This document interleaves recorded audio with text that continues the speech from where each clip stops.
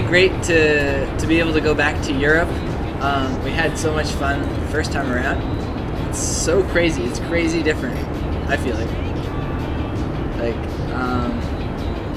Lots of different food, which Schnitzel in Austria, in a mountain.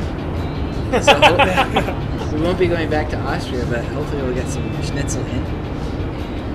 The people are so generous. I feel like in Germany, people are generous in a weird, not weird, but in like a almost forceful way, or like of course way. Yeah. Like you go and you're like, man, thanks so much for the food, and they're like, of course, oh man, and you're taking my gift. Yeah, It's obvious for them. Very obvious that they would do that for you. But it's so amazing for us. It's such a generous vibe in general over there. Yeah, looking back on the release of our last record, it's cool to see how things progressed, because it started out, we were really local at the time when we released it, and we released it independently, and it was cool to see what we were able to achieve just kind of on our own.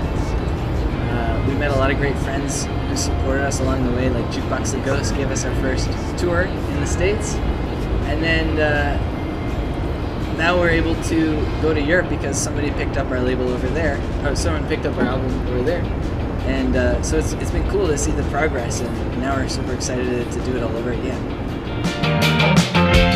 Well, I gotta go.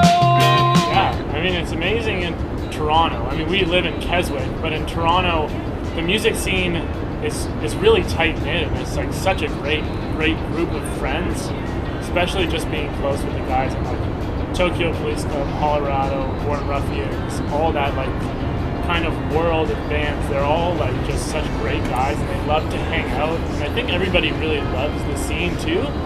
So all the bands really get along. We like each other's music. We have a lot of respect for each other, and it's really great to have that. It's such a, in the community, it helps each band who's coming up, becoming friends with those people. It helps them, and all the bands are so friendly, like to give advice to other bands and to tell like, their story of how they made it to where they are. It's really amazing to have friends like that. It's really helpful. I think what you guys are doing is awesome. We checked out Raising the Village. Those guys are doing some awesome stuff. I don't know. What do you guys think?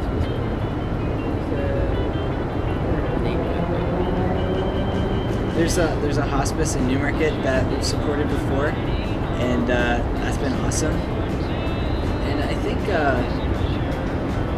I feel like in Keswick it's kind of a unique area, and there's some people in need there, and we've helped out with like the Salvation Army with some toy drives and stuff like that, which has been really cool. It's cool to help out locally, like within a community where you can see the effect as well, but also I feel like it's such a cool feeling to help out abroad, like internationally, like what you guys are doing and what you're supporting, because there's some places that are in some serious need.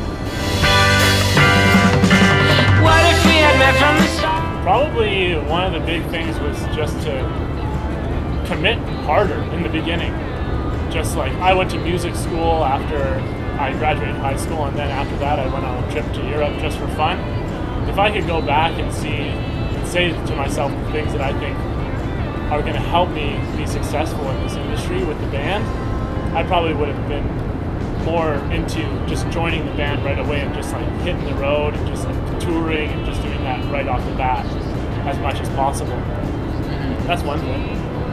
Yeah, and we're lucky to have super supportive families, and I think in the beginning, for me, when they would give us advice, I'd be like, yeah, but you don't know like the music industry, man, like I kind of know, but really they know a lot, and they've helped us out so much, and I feel like in the beginning it could have been helpful to listen to their advice more. Be more open in general to advice probably would help. What if we had met from the start?